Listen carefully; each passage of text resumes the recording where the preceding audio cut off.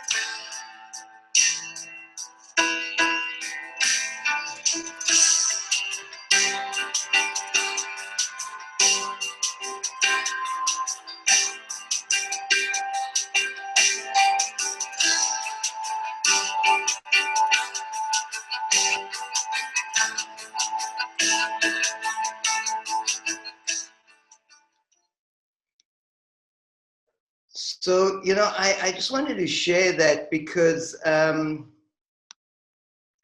think it encapsulates a lot of my feelings about Kathy, and I'm not sure why it came up. I was digging through some discs and it came up, and almost like it was Kathy saying, just look at this again. It's also my niece Maya's music, which always touches me deeply.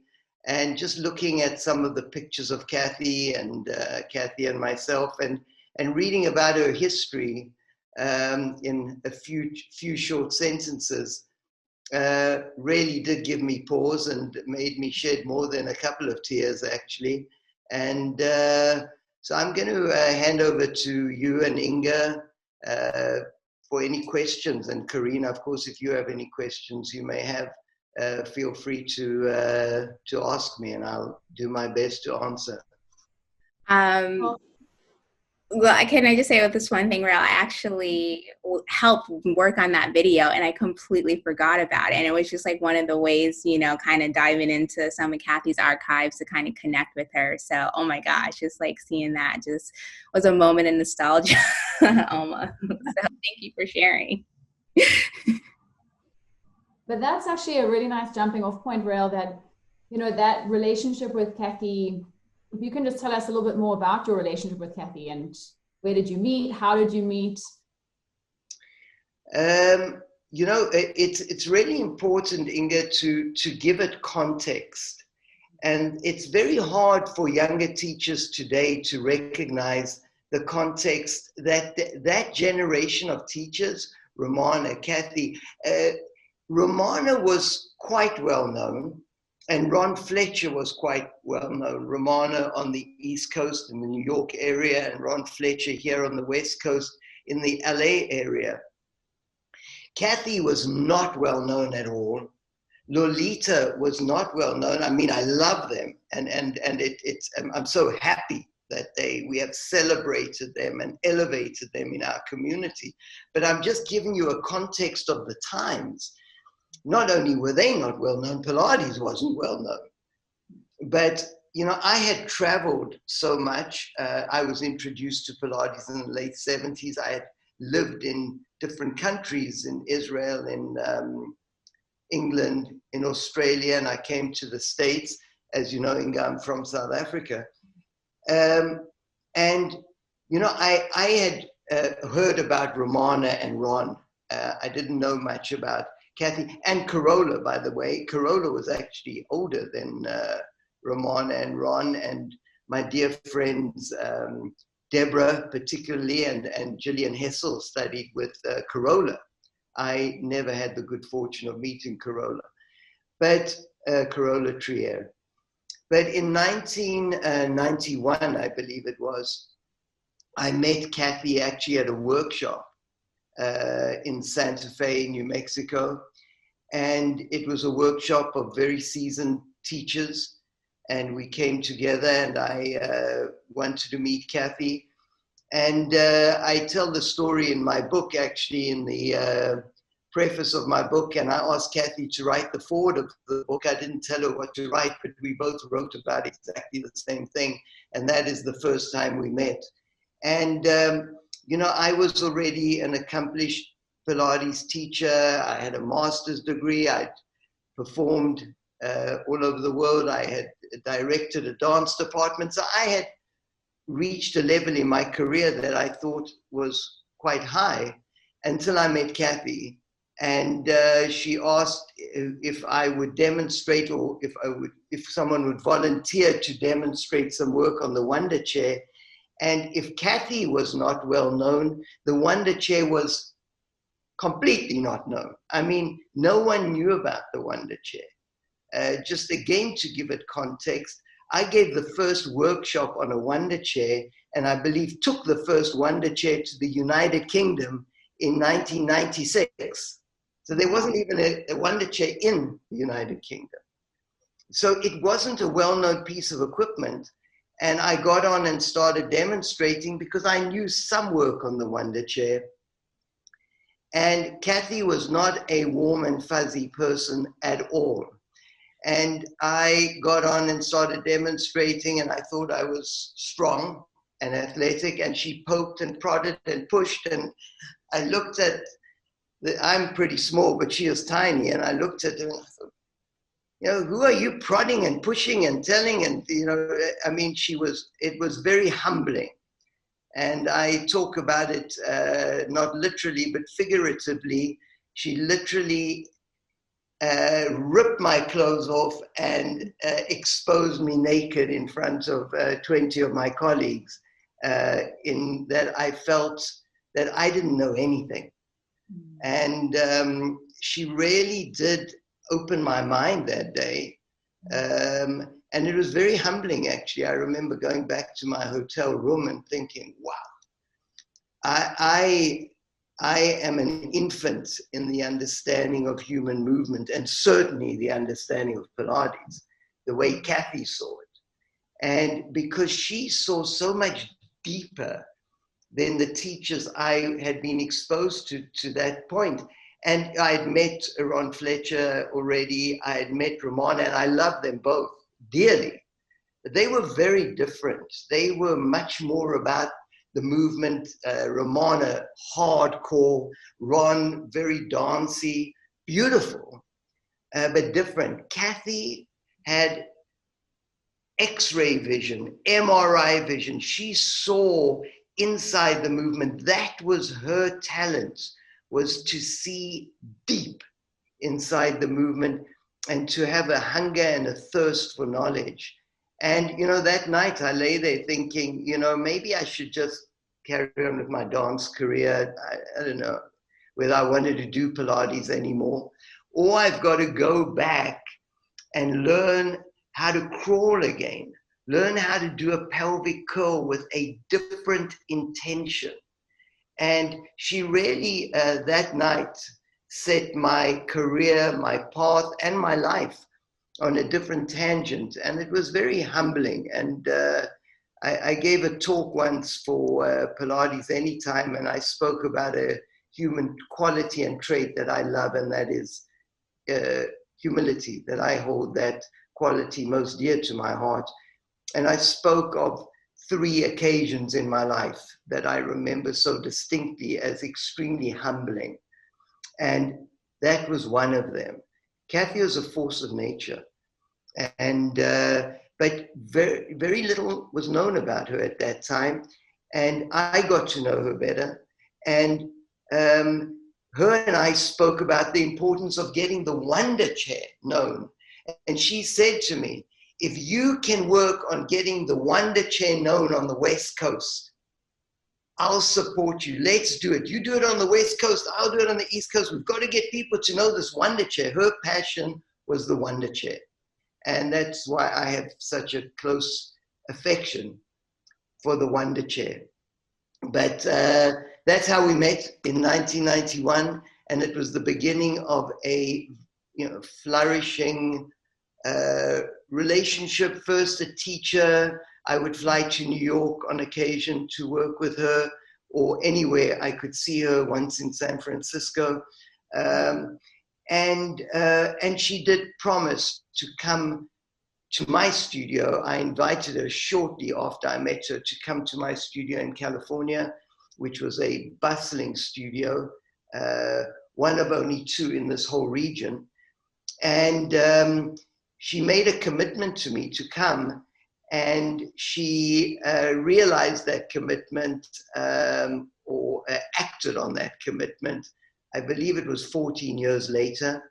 So it took a long time, but she did meet that commitment. And she took that commitment very seriously. In fact, when she was invited to present at the Pilates Method Alliance conference, I cannot remember the year, but probably the early 2000s, and or the late 1900s, and she called me to ask if she can do it, because she said that the first time I present anywhere outside of New York will be for you. And so she said, do you mind if I present for the Pilates Method Alliance and not for you? And of course, I supported her in whatever she did. Rael, do you know why she thought, or why the wonder chair wasn't so popular, and what her fascination was with it? Inge, that is such a great question. Joseph Pilates worked a lot with her and the wonder chair, with her on the wonder chair. And she didn't even know whether it's because she needed work on the wonder chair or because he is developing his work on the wonder chair. And that was when she was in the studio. I don't know. Lolita could maybe help me answer that one. I don't know, but she knew a lot of the work. It was kind of her thing. The wonder chair, she loved it. I can tell you why I think it wasn't popular, because it's such a hard piece of equipment. It's unforgiving. And that's why when she had me on that wonder chair the first time, you cannot hide anything on the wonder chair. It exposes you. It exposes your weaknesses. And she said to me, and she was so right, she said, you work all from the outside. You're athletic, you're strong, you're doing it, probably like a typical man. Everything is about muscling through it. And the wonder chair doesn't let you do that. And so, that was my fascination with it. It's unforgiving. I don't know exactly why Kathy loved it so much, but I think it wasn't known because no one had a passion for it like Kathy. And Kathy wasn't teaching a lot of people. She was teaching in a university, in the Tisch School of the Arts. And she wasn't exposed to a lot of people. So she had these students she would work with that were going through, they were dance students that were going through college. Some of them would stick with Pilates, some wouldn't. And not many people were getting Kathy's teaching, and the others just didn't teach much on the wonder chair, maybe because they didn't get much of it from Joe, but she did. And she loved the wonder chair. I loved the wonder chair. And it seems almost impossible to imagine that today, because the wonder chair is just part of what we do, but it wasn't then. And just like Kathy wasn't known, the wonder chair wasn't known. And Rael, you say that, so Kathy wasn't known, you say Ron Fletcher and Romano were. Was that just a product of the times? And was it unusual for her to have presented at the conference where you met in Santa Fe? Was that something that was quite revolutionary at the time? It was. It was. Romano, first of all, we got to recognize that Pilates itself wasn't very well known. So, it wasn't just that they weren't well known, but Pilates wasn't well known. And then, you know, kind of the second generation teachers, myself, Elizabeth Larkham, Deborah Lesson, Gillian Hessel, we were out there a little more. So we just by virtue of the fact that we were out there and we were asked to present at conferences, we became better known. Kathy was in this tiny little studio down in the village in New York. And I don't know New York very well. I visited her studio quite a few times, but I think I'm correct in saying down in the village, but at Tisch School of the Arts. And it was just a tiny little place. So it wasn't a studio that was just open to the public. So not that many people were exposed to Kathy. Romana was out there more. And when I met Romana, she was working in a gym called Drago's Gym. And so a lot of people would come through. And Ron Fletcher became much better known because he worked with a lot of celebrities here on the West Coast. So he became better known, but Kathy wasn't. And Lolita was not at that time. She was still living in Puerto Rico. And very involved in the dance world and not so much in the Pilates world. So I gave a lecture at the International Association of Dance Medicine and Science, IADMS, in 1994 in Tel Aviv. They had it in different countries and different cities around the world every year. In 1994, it happened to be in Israel, and I went and presented. And one of my presentations was a historic overview of Pilates, and I spoke about each one of those first generation teachers. And no one had spoken about them, but they were unknown to people. And I really introduced them to, I'm sure others did as well, I introduced them to a large forum of people that had never heard of them. And so it was unusual, very unusual. The reason she came to Santa Fe is Eve Gentry lived in Santa Fe. And Eve Gentry was also one of the first generation teachers that probably doesn't get enough credit. Actually, not probably, definitely doesn't get enough credit. An incredible woman, incredible teacher. I didn't know her very well. I knew her quite well. My dear friend Michelle Larson studied with Eve Gentry for years. But Eve lived in Santa Fe. So not we, but a organization, the Institute for the Pilates Method, started really by Michelle Larson and Joan Breitbart. Its genesis was in Santa Fe, and they invited Kathy out to Santa Fe, and I went there. Later, that organization started blossoming, and we created a board. I happened to be on that board and chairman of that board for a while, a working board, but the organization really was driven by Joan Breitbart, that now runs Physical Mind Institute, and Michelle Larson. And a lot of those board members, a lot of us became the first board of the Pilates Method Alliance. But that's how I met Kathy. It was quite unusual. And then when she was invited to the Pilates Method Alliance, those teachers, Kathy, Mary Bowen, and Lolita, became much better known because they were exposed to a large audience. And at the time, Rael, do you remember at all speaking to Kathy about diversity within the Pilates industry?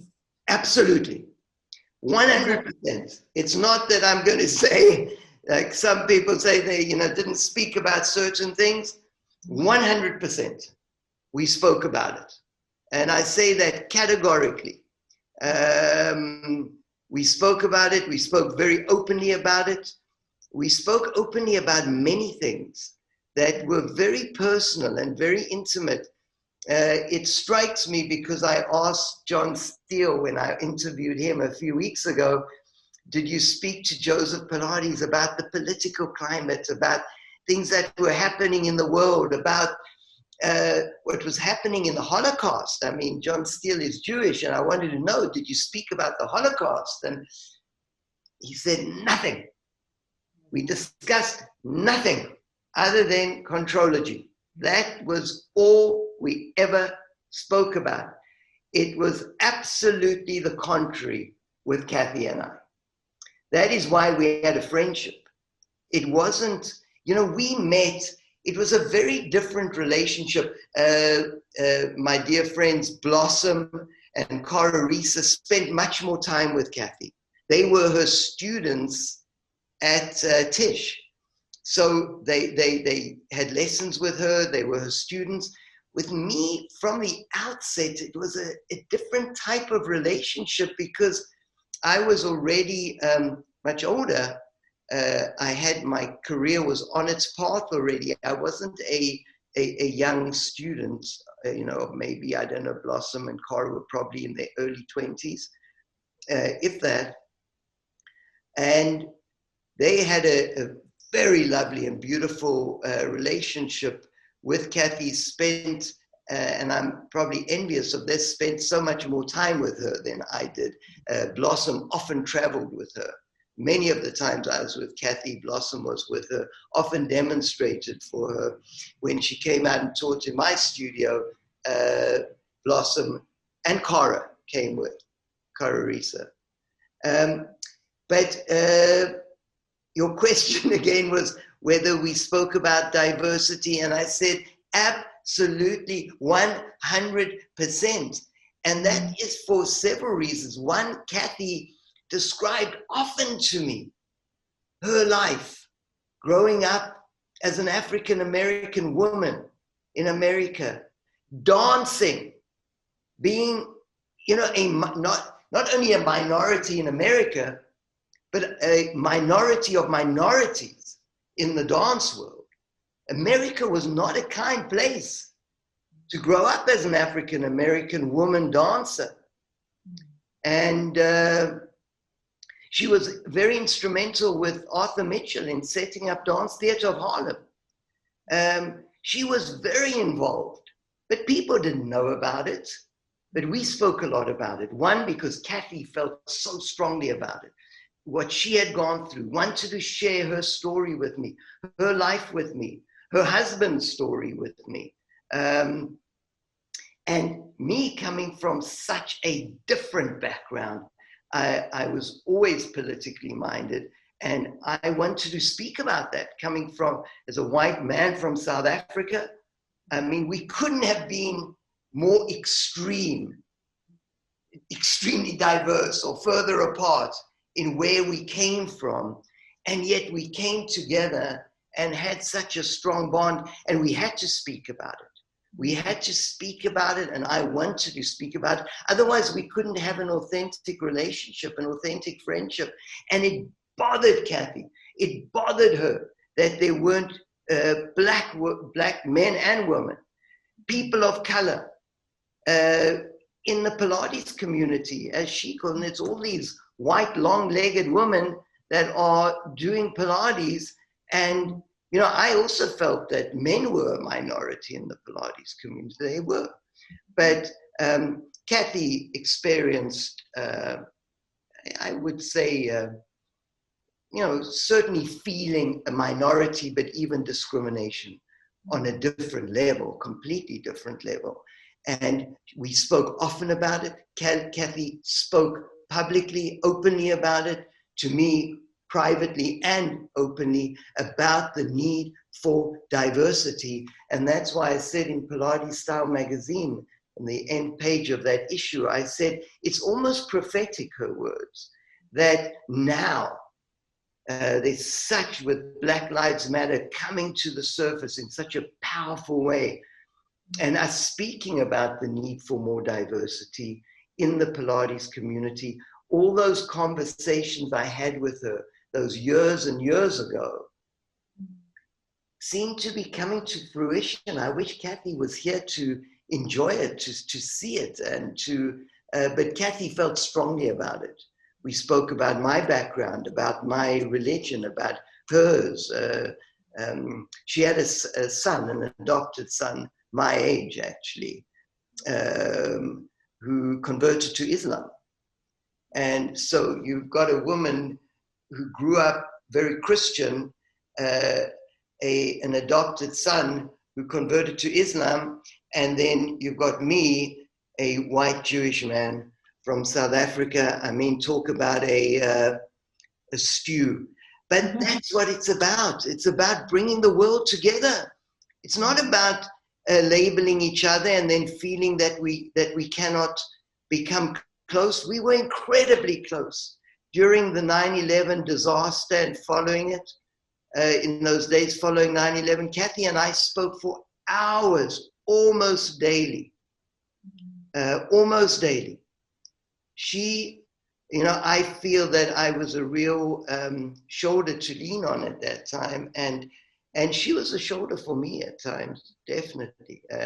Personal times where we needed each other's support and gave each other support. And I think the thing that I regret most, and Blossom may remember sitting in a hotel room in Miami, and Kathy brought a whole load of pictures of herself from her early days of dancing and Pilates.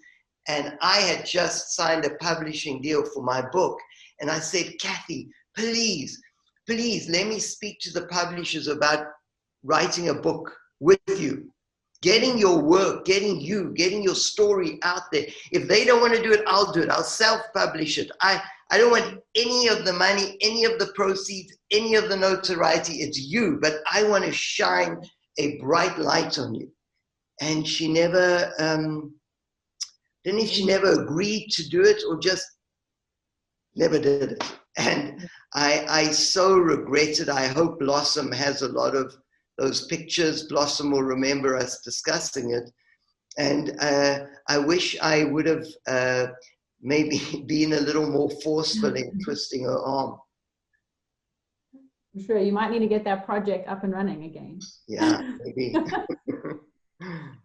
And Rael, have you, I mean, my experience with BASI and with yourself is definitely that diversity is definitely something that comes through from what I feel in the BASI organization. Is that I must assume is Kathy's influence in those discussions?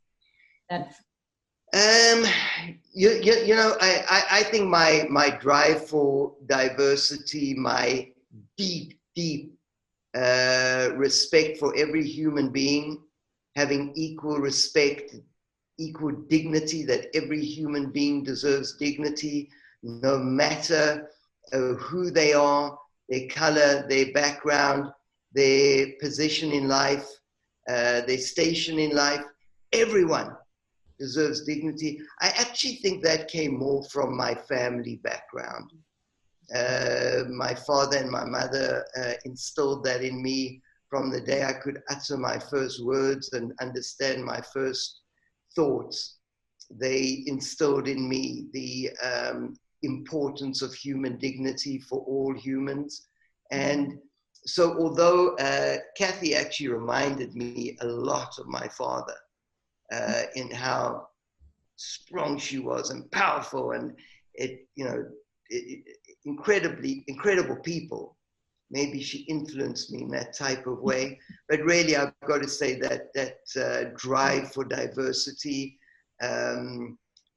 goes much further back. It's in my DNA. It's in the fabric of who I am, of who my family is. And BASI is an extension of me and my family. It is my family. So it makes complete sense that BASI would be diverse. But it is very, I suppose, apropos and pertinent that the person that I was drawn to in the Pilates community, not just intellectually, but emotionally and spiritually, if I can use that word very loosely, was Kathy. I mean, I love Lolita. I adore her. I adore every one of those teachers and spent such wonderful moments with each one of them. But Kathy and I had something very deep, and maybe it is just my background, the diversity of just our relationship.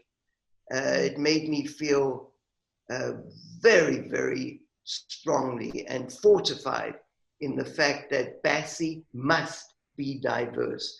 BASI must represent diversity. It needs to represent all people. And by the way, talking about all people, it also needs to never allow finances to be a barrier to doing Pilates. And when I came to the United States, Pilates was just starting to become popular, and then a lot of celebrities were doing Pilates, and Pilates was cost prohibitive. It still is cost prohibitive. I myself, when I came to the States, couldn't go and just take Pilates sessions. When I wanted to take sessions with Romana, if she was teaching up in LA, to take 3 sessions with Romana and spend $300 for me was huge. I had nothing. I was living in a little trailer on the beach with I had about $3,000 to my name in total here in the States, and my saving account in Australia, about $3,000. So to spend $300 on a few sessions was huge. So when I opened my studio, I said, cost will not be a barrier. So I created packages. As long as people bought many packages, I had a package of 50 and a package of 75 for 2 family members. 50 for individuals. If it was a daughter, mom, son, dad, some combination, they could buy the family package for 75 sessions. And it worked out just under $15 a session. And so as long as people were committed, I was going to provide education for them. And that leads us really to the topic of today, which is the Kathy Grant Scholarship. Yeah, so I think it's a great segue to talk about the Kathy Grant Scholarship. How long has it been in fruition? Can you just tell us a little history about it and how it's evolved? Well, Latoya, as I say, from the very beginnings of BASI, I made a pledge that money will never be a barrier.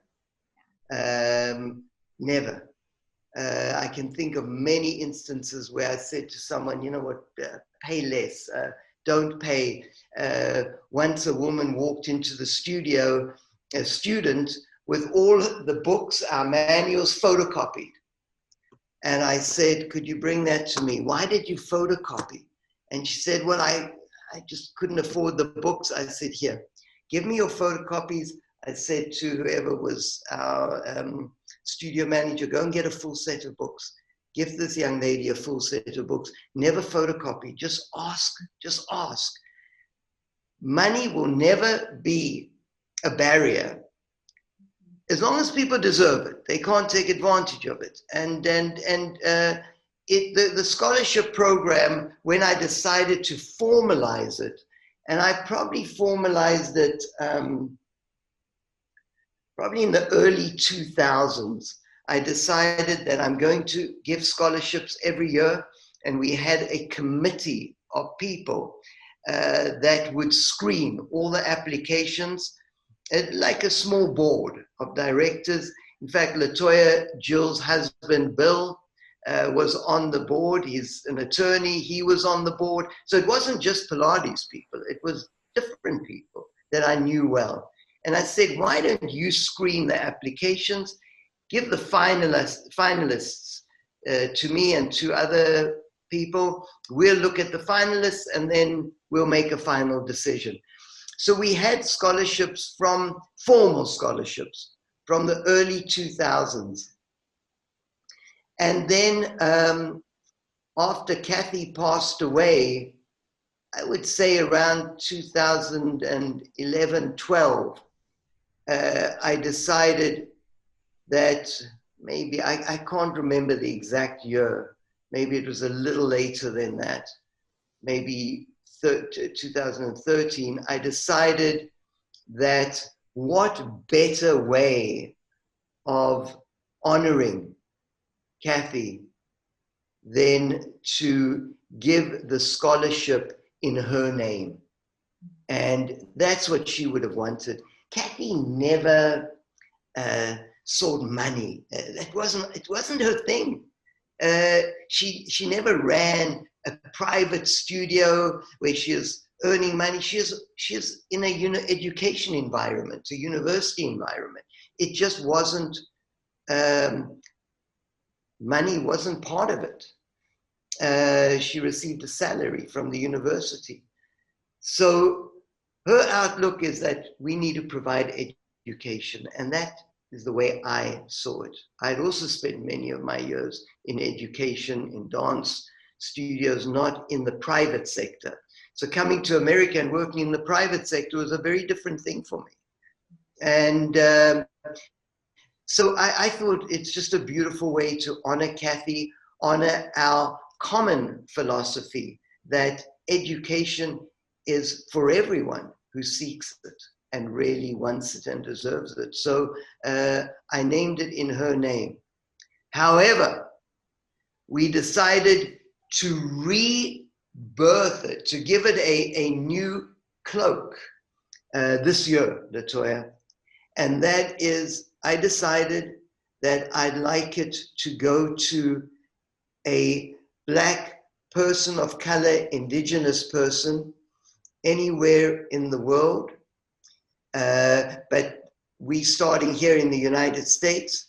I made it for an African-American man and woman. One woman, African-American woman, and one African-American man will be eligible for the Kathy Grant Scholarship each year. And they will get their full tuition, all their books paid for, everything paid for, so their education will not cost them a cent. Again, one African-American woman and one African-American man per year. But through people like Inge, who's in South Africa, she said, we also want to do it in our communities. So Inge, I applaud you. You immediately saw the light and you ignited a flame, and now people in all over the world want to do it. And that is why we are expanding it from an African-American woman and man. Kathy was African-American. I wanted to keep it more personal to Kathy and connected to Kathy in the United States. However, around the world, Black, person of color, indigenous, we want to raise people that may have not had the same opportunities as others. And we are doing it using the Kathy Grant Scholarship as our vehicle for providing high quality Pilates education to everyone. Yeah. Just touching on Inge for a moment, when you made the announcement, I believe at the last faculty summit, before like the words were leaving your mouth, I had an email from Inge saying, I'm in, you know? So it was beautiful to see your passion for it. And I mean, I personally want to know what about the Kathy Grant Scholarship intrigued you so much and you knew that you had to offer it, you know, from your studio? Well, I think for me, it was just, we wanted to have a scholarship of some kind. And I've actually received the original format of the Kathy Scholarship myself.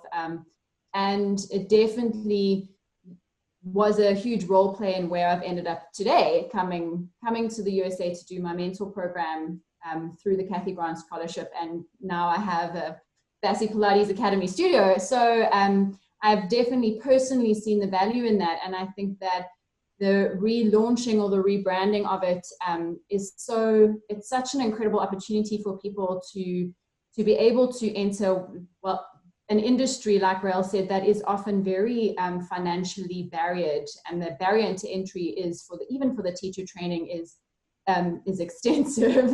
So yeah, so I just thought, I mean, what an incredible opportunity to take a legacy like Kathy's and a brand like BASI's and an organization that believes so strongly in diversity, and why not bring the two together and go global? So yeah, so definitely something that I've been thinking about this year. And then when I'd seen that BASI was going to take the Kathy Grant Scholarship and relaunch it, I thought, absolutely, I'm in for that. And I think one step at a time, I think we can have a huge impact on the Pilates industry. And for me, it's just my platform. I mean, I think we all have a platform of some kind as individuals to make change. And for me, Pilates is my platform. The studio is the thing that I can leverage to try and start to make a difference. And so yeah, it was a no-brainer for me, to be honest. What a beautiful story. I think that is the story of BASI. I think that's the story of life, is that we are all fortunate in many ways, and we need to give back. We need to give back. Life's about giving back. It's about giving and not just taking. So Inge is a perfect example. Inge, I'd actually forgotten that you received that scholarship. So thank you for reminding me. And what a success story that Inge, such an incredible woman, so talented, has received that very scholarship,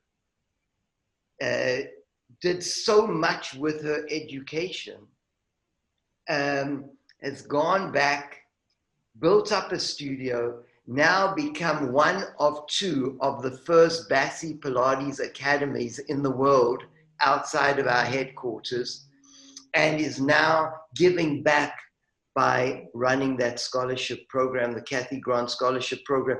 That is a beautiful story of success. I myself had forgotten it, and what a beautiful story to highlight. You know, not every story has such a wonderful evolution. Some of the recipients possibly were not the best choices because they maybe weren't doing it for the right reasons. They didn't have that need. It was maybe a whim. They decided to study Pilates, and they didn't realize the enormity of giving away education and the value of education. And, I believe it was the great Nelson Mandela, but you probably know better than me, Inge, but I believe it was, I was reading an article or a book where he said education is the most powerful tool for change in the world. And what an incredible message. It is through education that we create change. And BASI is not just about exercise. It's not. There are approaches that are just about exercise. Nothing wrong with that. Exercise is important. We all love exercise. BASI is not that. The vehicle is the movements and the method itself. But the vision is transforming people's lives and transforming the world. And it is a movement. It's not just about movement. And we are creating an impact around the world, and I couldn't be prouder. It makes me feel that this is the true reward, what we're doing now. Absolutely. Agreed. Agree with you more. So I hope we've given some context to Kathy Grant, my relationship with Kathy, and the genesis of the Kathy Grant Scholarship, all so important and also close to my heart personally, and all impacting the world today. I am 100% sure Kathy would be so, so proud of what we are doing, and she'd be behind it 1,000%. Kathy was an incredible person, a force of nature, and such a, in her way, very humble person with a thirst for knowledge. I agree, Rael. I think it's going to be incredible. I think one step at a time. Yeah. Yeah. You know, I just want to I'll finish just with a short story about Kathy. And this is what always impressed me about her, is that she always wanted to study, and it didn't matter who was around her, young, old. She wanted to just be a student. And I was teaching in New York. And I believe it was at Deborah Lesson's studio, where she's got a loft in New York and the studio's in her home. And I was teaching a workshop, and she said, Kathy Grant just called and asked if you would mind if she came to your workshop.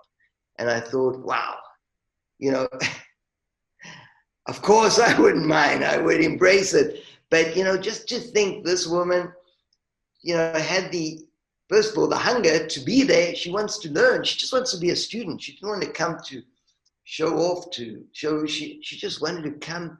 Would I mind if she came? She hopes it won't hold the class back. You know, she's obviously going to be older than most of the participants. I just thought, wow, that's a shining light, that you can come, just be a student at the age of, I can't remember exactly how old she was at that time, but probably late 70s. And that is an example to us all. Exactly. Beautiful story. Thank you for sharing that, Rael. Yeah, well, everyone, I love you all. I know you're going to carry that flame. Keep it burning bright. Take care. Rael, I have one question. Yes. What would you say would be the most important lesson that you learned from Kathy Grant, whether that be through Pilates or outside of Pilates? I think the most important lesson I learned from Kathy is exactly the story I just told, that Kathy always showed that there's never an end to learning. You're never too good to learn. You never know enough to stop learning. We must always, always be students first and foremost. And Kathy, as I saw her go into her later years, became more and more of a student and less of the teacher. And I just loved that. That was by far the most important lesson she taught me, is to always, always pursue knowledge and be a student first and foremost. Beautiful. Thank you so much, Rael, for sharing all this insight. We know that with a lot of the stuff going on right now, people are thirsting for more information on Kathy Grant. Rightfully so. I love that, through a lot of things, there's a silver lining. And I think a lot of the Pilates world, we're diving into our history and seeing how like an African-American woman is, a pioneer of the Pilates world. And so these insights that you shared are super helpful and beautiful. And the fact that you are doing your part to help propagate her legacy, to get her legacy out and continue it. And so I know I am appreciative of this on a personal level. So thank you so much.